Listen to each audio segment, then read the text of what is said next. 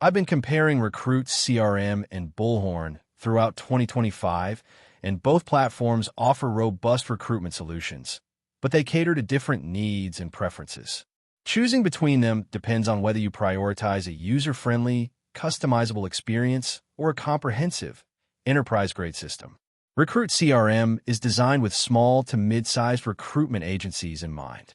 It combines an applicant tracking system, ATS, and customer relationship management, CRM, into a single, intuitive platform.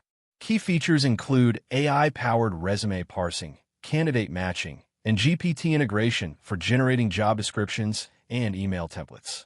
The platform also offers workflow automation, advanced analytics, and seamless integrations with over 5,000 apps. Recruit CRM's user-friendly interface and customizable workflows make it an ideal choice for agencies seeking efficiency and scalability without a steep learning curve.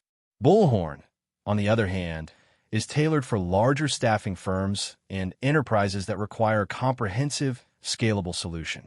It offers a wide range of features, including advanced AI search and match capabilities, automation tools, and robust reporting. Bullhorn's platform supports complex workflows and integrates with various third-party applications, making it suitable for organizations with intricate recruitment processes. However, its extensive feature set may require a more significant investment in training and implementation. If you're a small to mid-sized agency looking for a customizable, user-friendly platform to streamline your recruitment processes, Recruit CRM is a strong contender.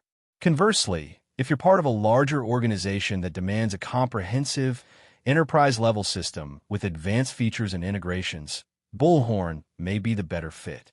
If this comparison helped you determine which platform aligns better with your recruitment needs, please like the video, share it with someone exploring recruitment solutions, and don't forget to subscribe.